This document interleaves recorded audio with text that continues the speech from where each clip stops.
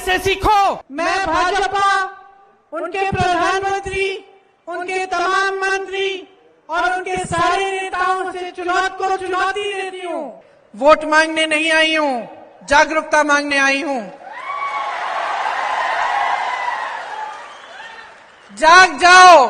BJP के नेता, प्रधानमंत्री से लेकर मंत्री, पदाधिकारी सब सत्ता को हासिल करने के लिए कुछ भी कर डालेंगे, जनता को कुचल डालेंगे। आपका की वोट जो है आपका, ये सबसे बड़ी शक्ति है, इसको पहचानो और सोच समझ के वोट दो। किसको निकालोगे कर्नाटक से?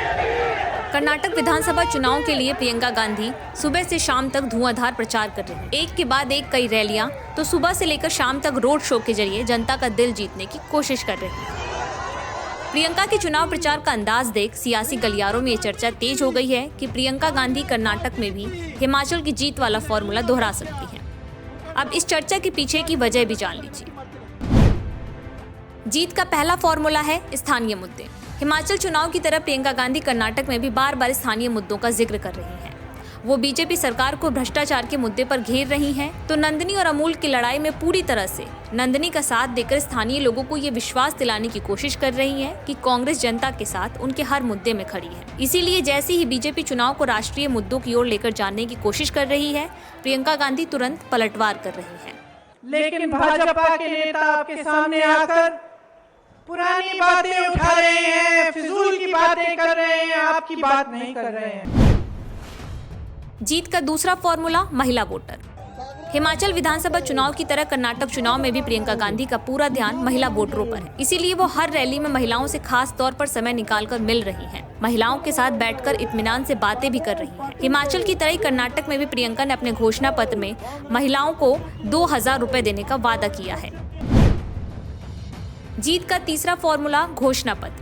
बताया जा रहा है कि हिमाचल में प्रियंका ने उन सभी मुद्दों को चुनावी घोषणा पत्र में शामिल करवाया था जिनसे कांग्रेस को फायदा मिल सकता था। मसलन पुरानी पेंशन स्कीम को फिर से बहाल करना, 300 यूनिट बिजली मुफ्त, युवाओं को रोजगार, महिलाओं को हर महीने 1500 रुपए और ओल्ड पेंशन स्कीम। और बिल्कुल इसी अंदाज में और इसी तरह कर्नाटक के घोषणा पत्र में भी कांग्रेस ने 200 यूनिट बिजली मुफ्त, बेरोजगारों को 3000 रुपए प्रति माह का भत्ता, ओल्ड पेंशन स्कीम जैसे वादे किए हैं।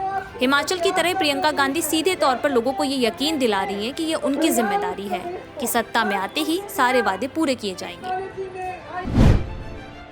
जीत का चौथा फॉर्मूला प्रियंका का प्रचार। हिमाचल की तरह ही प्रियंका कर्नाटक में काफी पहले से प्रचार शुरू कर चुकी हैं। हिमाचल में कांग्रेस के प्रचार अभियान की कमान खुद पार्टी महासचिव प्रियंका गांधी ने संभाली थी और कुछ इसी अंदाज में वो कर्नाटक में एक के बाद एक सुबह से लेकर शाम तक ताबड़तोड़ रैलियां कर रही हैं।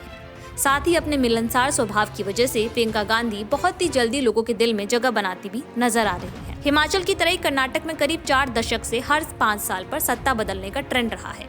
इसीलिए माना जा रहा है कि प्रियंका गांधी हिमाचल की तरह कर्नाटक में भी कुछ जबरदस्त कमाल कर कांग्रेस को सत्ता दिलाने में शायद संभव हो जाए, क्योंकि कर्नाटक चुनाव को लेकर आ रहे तमाम सर्वे करीब करीब इसी ओर इशारा कर रहे हैं कि कांग्रेस बहुमत के करीब पहुंच कर्नाटक की सत्ता में अपने 5 साल का सूखा समाप्त कर देगी।